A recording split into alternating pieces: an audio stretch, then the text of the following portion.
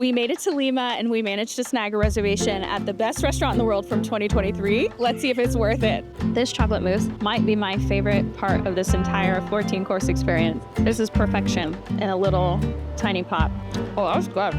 I could eat like 20 of those. I'm in love. This tastes like the best corn pudding I've ever had. It's sweet, it's creamy, damn. So wait, how did I get here to this meal at this award-winning restaurant, Central? I had a work trip in Peru with a free afternoon on the schedule, and on a whim, I put our names on the wait list for Central for a lunch seating. I knew I wanted to go, and I hoped lunch would more likely have space. And my gamble was right. I got a WhatsApp message from the restaurant 2 days before that there was a spot available, and we jumped on it. And then we were in. We entered through this gorgeous garden area. Our hostess stopped to give us a short description of the ethos behind the restaurant and show us some of the Peruvian ingredients we should expect to encounter at the table, and we sat right up at the front. Then our experience began. We had booked the 14-course Mundo and Desnivel experience, which is recommended for first-timers and supposed to take diners through various Peruvian ecosystems categorized by altitude. We were given menu cards that showed the elevation of the primary ingredients of each course, and we started off our experience. At the start of each course, we were given a detailed explanation of the primary ingredients utilized, where they're from, and what we might expect from tasting notes for the dishes. Let me just show you what it was like. So we did the drink pairing that includes a local beer, cocktails, and South American wines, and this is our first drink. It's a sugarcane-based spirit, and then she put drops of this oil that she said is made with 2 different types of seaweed, so it should have some salty elements, and she said it's a sipper. So, of course, I immediately wanted to shoot it, but we're being good. We're not doing that. It is salty, cucumbery, and a little bit sweet. We have our first course. This almost looks like a donut, just the shape. It's not actually a donut. Is made with multiple types of seaweed and is supposed to represent the diversity of seaweeds that they have access to. You can eat it with our hands, but they also come with this. This is a clam dish. She did say they're good together, so I think I'm gonna first try it separately. It's like a slightly sweet seaweed bread. Flavor-wise, actually reminds me of some of the treats that I've had in Japan. And then clearly I have to go for the clams separately too, just to try. Looks like there's some sort of seaweed foam. Oh, and there's little bits of seaweed in here that are whole. Oh, I can't tell what else. Looks like almost like a cracker on top, which is nice. It makes it crunchy. It's like briny and crunchy. I think this is gonna make sense because the bread's almost sweet, and then this topping now is crunchy and salty. It does go nicely together. Okay, by the way, Jasmine is joining me on this trip. Jasmine's a friend and also a member of my subscription community who, when I had the opportunity to bring a +1 to Peru, all expenses paid, I was like, clearly I'm going to give it to the folks who in my subscription have supported my work. Say hi. Hi, hello, magic in the margins of the margins fair. Sorry, MATM. Do it again. We've only had one course. What are your thoughts so far? Absolutely amazing. It's delicious. And if I wasn't in one of the #1 restaurants in the world, I would have licked the bowl. So, just saying. It's going to be a good day. Yeah. We can see the entire kitchen from our table here. I actually think we have the best table in the house. Girl, she said, and a lot of them are fine. Okay, stop ogling the men at work. Sorry. They got to do their jobs. And we just got our second alcohol pairing. This is a wine from Chile with a blend of 3 different whites and then 3 months of skin contact to give it a little bit of color. It is a low intervention wine. It's funky. I'm almost getting orange peel. Right? It's like very light citrus though, but also something earthy, like a little bit of soil. It's nice. This is an easy drinker. We'll see what it's paired with. Course 2, to pair with that wine, we have the star is loche, which is this squash, but then there's a layer. It's hollowed out and filled with avocado, shrimp, a layer of cream, and then ashes from that same squash on top. I got a bite with all the layers in it. I'm always a mess with it. Wow, that's delicious. I love it. It almost tastes like cornbread. I wonder if there is corn in here. It has that sweet creaminess. It does pair really nicely with the wine too, because this is sweeter. And then the wine has almost like a citrus element and it mellows it out. I'm already losing track of the courses. I think this is course 3. This course is supposed to represent the Amazon. So we have a hibiscus jelly and then an aguaje, like kind of fritter. And we had to swipe it along this tray of sauce. The flavor is really mild and delicate, which I like. It is a little bit salty, a hint of sweet. I can't describe this, but there's crunchy salt on top. The hibiscus has a little bit of like sour/acid. And then the aguaje It's not even a fritter. It's like a cake underneath. Has a hint of sweetness. So sweet, salty, sour. Great. I love it. So this course has multiple parts. This is an actual fritter. This part looks fried of aguaje, and it's covered with some chocolates and cacao. And then I swiped it through the same sauces as the other one. Oh, that was good. I'm not going to call it a donut because I don't like the common thing where we compare everything to something that was more familiar or Eurocentric, but the dough isn't super sweet. It is fried, has a little bit of chew to it. And then the sauces are sweet and salty. I'm going to eat like 20 of those. Another part of this course, I don't even remember what's in this because it came with such a detailed explanation, but there's some shrimp on the bottom and then almost like this floss on top. It's like shrimp with herb toppings. Another dish I don't really know how to describe. Shrimp are really rich. I'll be honest, this one wasn't my favorite. It's not bad. Just texturally, it's too soft for me. The flavors are great, but it really like melts in your mouth and it almost reminds me of butter. It's like eating shrimp butter or shrimp cotton candy. Okay, next course. This is an extreme altitude course. So 4,200 meters above sea level. Multiple types of corn. Kiwicha, I hope I'm pronouncing that right, which is a cousin of quinoa. It's a local grain. And then sweet potato leaves, which I can tell are crispy.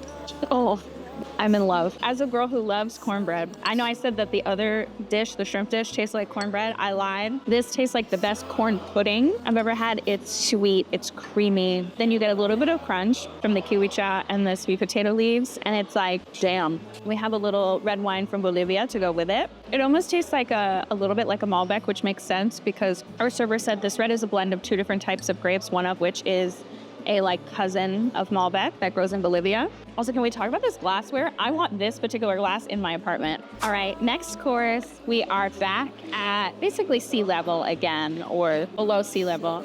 The base of this is grouper, and then it has a clam broth. And then this blue-green topping is razor clams. The color is from spirulina. So it should be warm and comforting and sea-like. I'll try to get a bite with everything. The little blue razor clams are on the bottom. It's lighter than I expected. It is warm, like it's very comforting. I wouldn't call it a chowder because it's not like rich and creamy and dairy-like, but it's like the textures are different, but the flavors of this are like a good seafood soup. Yeah. Something you would eat by the coast on a chilly day. Mm-hmm. So we're more than an hour in, and we are only on our 6th course out of 14.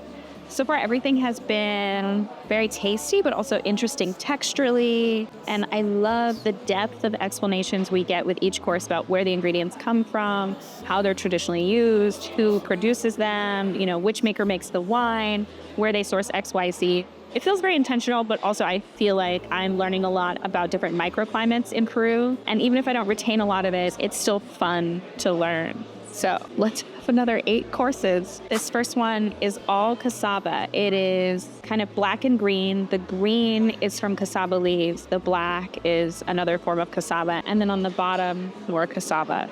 So it should be kind of 3 different textures with various flavors put together all from one plant. Is bright and a little bit salty. And the layer on the bottom is almost smoky. This is another course that has multiple elements or multiple parts. So we had that various types of cassava. And then with it is almost like this bright salad. It's crunchy, very fresh, adds a lot of brightness to some of the heavier dishes that we've just eaten. And the drink pairing for this course, I love. This spirit is made with, I forget how to pronounce it, but it's an Amazonian fruit that's a relative of cacao. So it has like the white flesh on the inside, but our server said is more citrusy and sweet. And I already took a sip, but I'll take another one. This is amazing. It is citrusy, but it almost has a note that's similar to cacao. Yeah. I would make so many cocktails out of this. This almost tastes like passion fruit plus chocolate. Wild. Well, I'm witty, and I ask lots of questions, and I make jokes. So this was really fun. Oh, the date wasn't fun. I was fun. It was fun. Yeah. We're gossiping about dating. We are back at sea level again. I love the use of colors. The green on this one comes from kelp. Have a little bite. Very citrusy. Yeah. Which I love. I thought it was going to be more creamy. Very citrusy. This course our server said really represents their catch of the day. So today we have clams, there's scallops, there's also some sea urchin in there. Also very citrusy, which I like. I'm just gonna skip the rest of that one though, because frankly, I don't like sea urchin that much. I think they came as close to making me like sea urchin as I ever will. That one's not for me. This one though, this one I'll have. This just has clams and shrimp, no sea urchin. We have our octopus course. There's also a giant preserved octopus on the table. It's a wild thing. I love octopus. I feel like it's something I've eaten a lot of in my life. Wow. It's like tender pieces of octopus with a really herby sauce. I love it. I would put all this in a taco. Yeah, but the herbs are really front and center, which I like, actually. Don't ask me what course we're on. I don't know. All I know is that we're on a course, and I'm gonna eat it because so far everything's been delicious. Interesting. It's not smoky, but it's ashy. It tastes like ash. It's another one that I think is not for me. But I also think when you're doing a big tasting menu like this, that's kind of the point, at least in my view, is that like every dish wouldn't be the best dish I've ever had. I think if I'm paying this much for food, they should all be interesting. I should learn something with each presentation, either about where they're from or what was the inspiration or the memories that it like evoked in the chef. But everyone's tastes are different. Like, I'm not going to love every single bite from 14 courses unless that person is like my favorite chef of all time or that team, because it's never just one person that puts these together. It's always a team. I still like it. It's not my favorite. So it's time for more potatoes, because Peru, I think, grows over or is known for over 4,000 types of potatoes. They eat a lot of potatoes. They produce a lot of potatoes. I wonder if the potato is indigenous to Peru. The potato was the first domesticated vegetable in the region of modern-day southern Peru and extreme northwestern Bolivia between 8,000 and 5,000 BC. Peruvian cuisine, lots of potatoes, different types of potatoes, different firmnesses, some are more starchy, some are more silky, some are sweet. I actually really like it as a potato lover, and we have this beautiful potato course. The presentation of this course is supposed to mimic traditional cooking methods where they cook potatoes or other things, meat, etc., in clay above ground, not below ground, I asked. And then we pick it up and we dip it in the sauce. It's nice. It's like a small potato. It's pretty firm. It is kind of starchy. It's like a potato that's not super creamy or silky. It has a little bit of texture to it and a nice thick skin. Oh yeah. I have to say the spirit course pairing, phenomenal. Already forgot what's in it, but it really tastes like citrusy, fruity. Almost like it has passion fruit, but spice. Like a little heat in the back of your throat, just a little. It's sweet, but not too sweet. I want a whole bottle of it. It's like not the most attractive looking liquid. I'm so into it. Also, these cups are cute. All the plateware, stemware, all of it's been gorgeous. This course is called the Amazonian's Water Course. She put these fishes on the table, and she said that these fish in the Amazon, they eat nuts and fruits, things that fall from the trees. So fascinating to me, a fish that eats like vegetarian stuff. And they put the fish in this lettuce wrap with Amazonian nuts on top, some herbs, and I'm sure seaweed. Seaweed's been, I feel, a presence in almost every course. Let's have a bite. It's interesting. I like it. Yeah. It's crunchy and a little bit fishy. And also, I get a strong element of watermelon, which there is watermelon in this course. Not what I expected. Surprise, but a good surprise. This course is called the Andean Forest, and it focuses on pork. So we have a little, I think this is pork belly over. It looks like potato, but I've been told it is not potato. It is another tuber that's been braised in butter and layered and all the things. This is as good as you could expect pork, potatoes, and butter to be, which is 10 out of 10. This course is interesting. It has like a crunchy lattice that, of course, I'm going to destroy. I'm not a delicate eater, and I don't even really try to be at places like this. Like, I feel like if I'm paying all this money, I'm sorry, I'm the type to spill food on myself, and that's okay. That has to be okay because that's who I really am. This is the second part of this Andean Forest course. We still have pork. This is pork jowl, I think. Crispy lettuce. I'm trying to get everything in one bite. It feels impossible. I already spilled. I like it. I'm actually not the biggest fan of pork. I didn't grow up eating pork. My household didn't eat pork like many Black Americans. So pork courses usually aren't my favorite. I like this one though. It feels pretty light. It's very flavorful. And I like the crunchy element that goes with it. Probably would never order this on my own, but so it's a tasting menu. I'm glad I tried it because I actually do like it. The wine pairings have been lit. That part I'm about. They also brought out, this is not part of our tasting, but this is a non-alcoholic drink. They do have an NA tasting for this entire menu. And just this one sip tells me that their NA game is on point. I resent when I pay $22 for a non-alcoholic cocktail and it's just juice and sparkling water. This, my friends, delicious. She's fruity, she's fizzy, she's complex. I keep her. It is 4:26. Our reservation started at 1 p.m. We have just hit the dessert courses. There are multiple. Oh.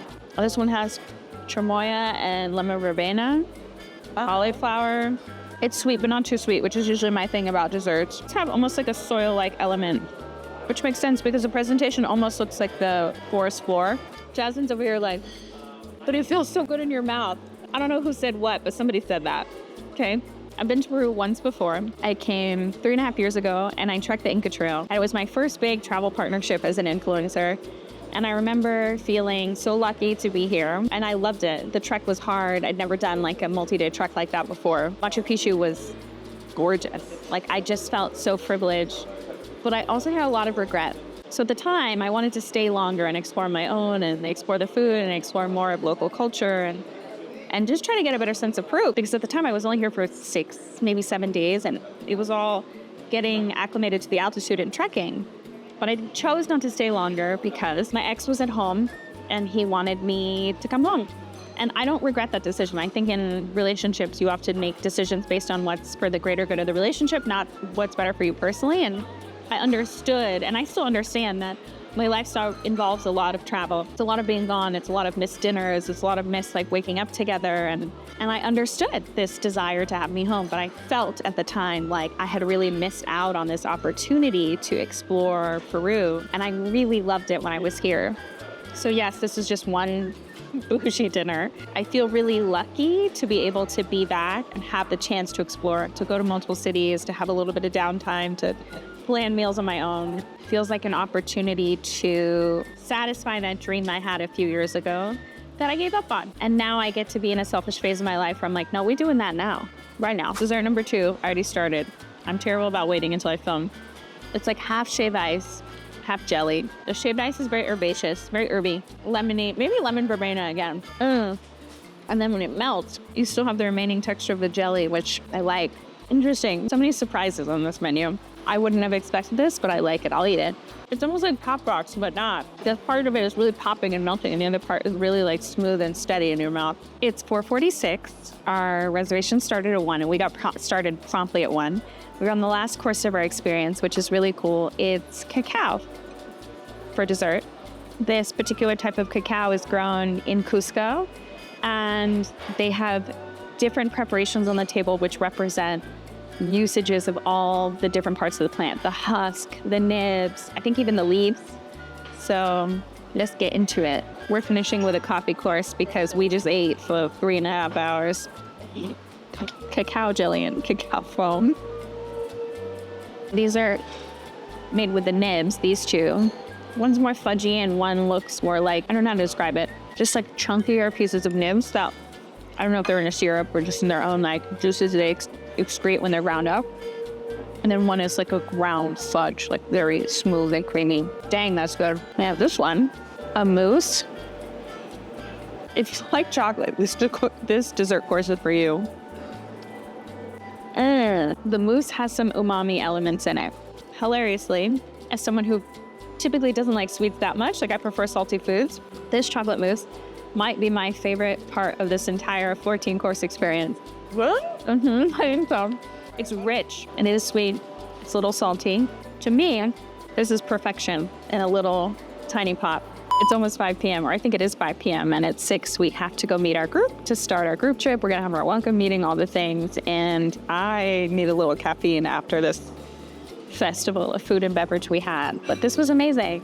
I absolutely love tasting menus. I love learning about food. I think it's fun to have the experience of having it presented, having someone tell you about where things come from and how they're used. Every meal does not have to be like this. Like, I still love fast food and I love street food, but this is a very nice treat. I also saved my favorite drink for last. As we slowly close out from this 5-hour lunch, what do you think? Absolutely amazing. 10s across the board. My favorite stuff had like the corn and the potato in it. That just felt very nostalgic and home to me, but I think I'm drunk. Okay. Yeah, this is my channel. We can say whatever we want. I show up as myself. So Do you think this is worth a multiple $100 bill? Yes, this is. Absolutely. Between the drinks and the food, the way they actually paired it together, the story behind it. We have 2 books that we're leaving with. They're leaving us with educational materials, actually. I also feel the same. So experiences like this are expensive. I won't say they're not spendy. They're things that maybe 5 to 10 years ago I could not have afforded. But as somebody who really loves food and I love the experience of food and beverage, I like not only the dishes, but getting to know our server and getting to know what the servers are excited about and what they think is cool and hearing the stories behind the dishes. This is definitely an experience. You're paying for the experience. You're not necessarily paying for the food. It is a ton of food. I was very full at the end. Definitely there were courses that I didn't finish. There were cocktails I didn't finish. I was just like, I ain't got no space. But experience-wise, service-wise, the service was phenomenal. I would say is also worth it. 10 out of 10 for me. Absolutely 10 out of 10 for me as well. I put us on the wait list maybe a week ago. This was a last minute plan for me.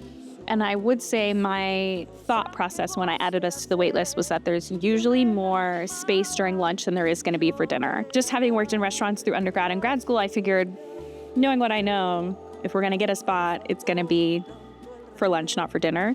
So if you are also trying to get a reservation, that might be, might I suggest, the best calculation for you as well.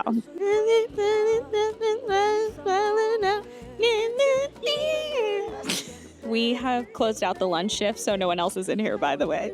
Finally, about me first. Baby, it's you. You're the one I love. Bye. We're going to do the math together to figure out how much this costs. So 2 of the tasting menus were 2,960 soles, and then the 2 of the drink pairings were 1,368 soles, which is the local currency. So 2,960. 1,368. I'm trying to do it upside down on the camera. Equals, and then we got to divide by 2 because this is 2 of everything. Yes. 2,194 soles per person. Oh, it's 64. I'm looking upside down. 2,164. Don't judge me, okay? Soles to USD. $565.68. Honestly, worth it. I live in Washington, D.C. and in the U.S. and I've spent $125 on dinner for myself for like a bowl of pasta and a glass of wine and some tip. I love D.C. The cost of living is extremely high. To have an experience like this, which is the entire afternoon, not part of the afternoon, the entire afternoon, because it's going to be 6 p.m. by the time we get back to our hotel for $550. No regrets. It was wonderful. Very satisfied with my decision. Worth every penny. If you can't get a reservation, get on the wait list and pray. And thank you for watching. If you made it this far, I'm going to be sharing more from my Peru trip with Jasmine. Hello. More from my trip with Jasmine. We're spending 15 days here with Intrepid Travel. We're doing a whole country tour. So follow along for more.